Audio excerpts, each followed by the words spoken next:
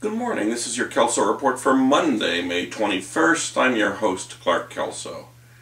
Today we have cases dealing with anti-SLAPP, a warrantless search, parole, and a very interesting issue arising in the context of comparative fault in torts.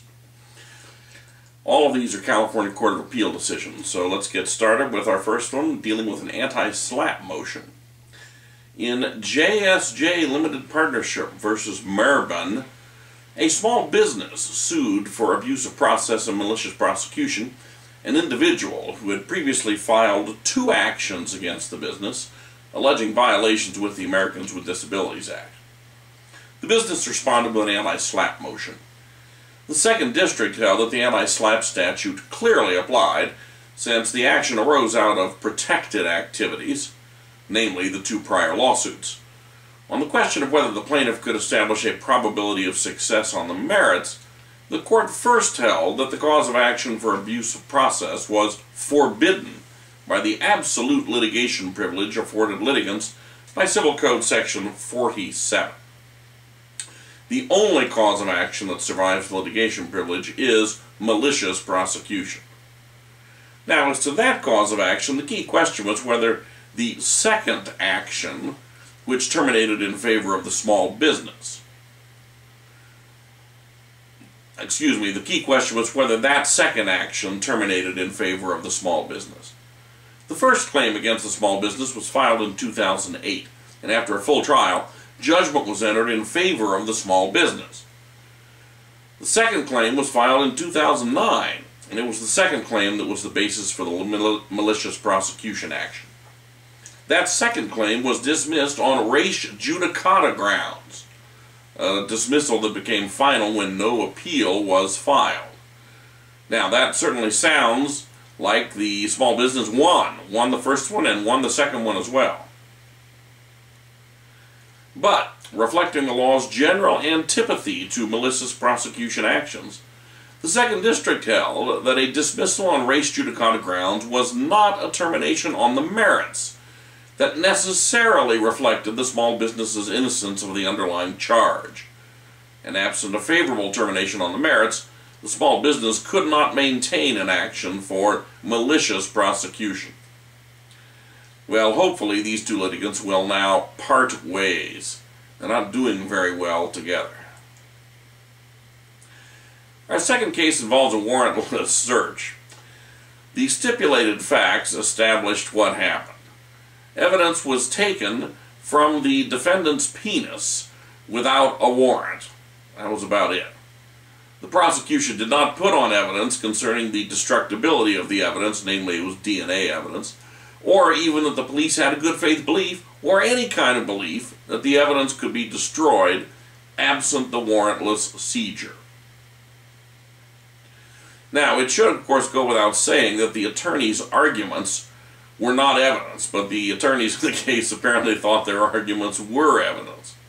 So we were simply left with a request by the Attorney General to condone a warrantless seizure that was based on speculation or supposition.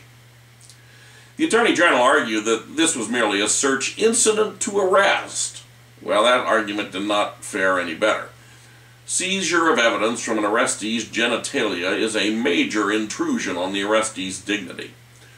And, according to the court, to seize evidence from a person's genitalia as part of a search incident to arrest, and without a warrant, there must be an exigency justifying the seizure, such as officer safety or imminent destruction of evidence. And there was no additional evidence put on to suggest that there was a basis for the seizure absent the warrant. So, the evidence should have been suppressed. Ultimately, it didn't affect the conviction of the defendant for a rape of a 14-year-old. There was plenty of other evidence to establish his guilt. Next, we have a case involving parole. In In re Hunter, the First District granted the petition for habeas corpus, concluding that the parole board's denial of parole was not supported by some evidence to support its conclusion that the petitioner will pose an unreasonable risk to public safety if paroled. In particular, there was no evidence that his mental state indicated current dangerousness, There was no evidence that his narrative of the life crime was inaccurate or minimized the significance, impact, or wrongfulness of his prior actions.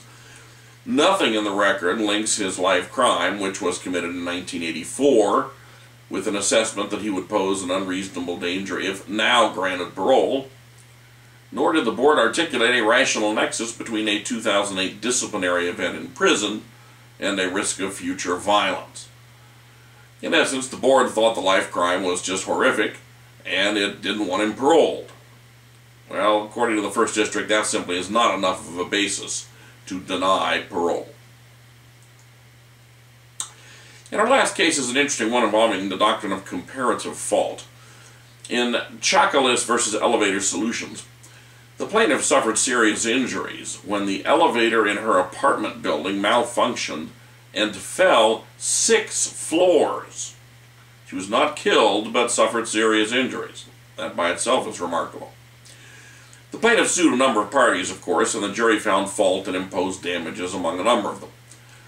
Based on some evidence from the defendant, the jury found one of the plaintiff's physicians to be 52% at fault, even though the defendant did not establish a medical malpractice case against the doctor.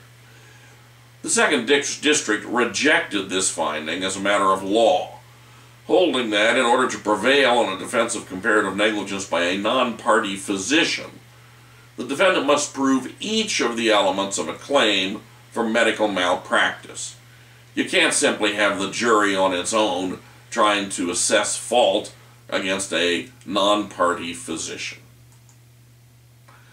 And that's it for today's Keso Report. Have a great day in the law.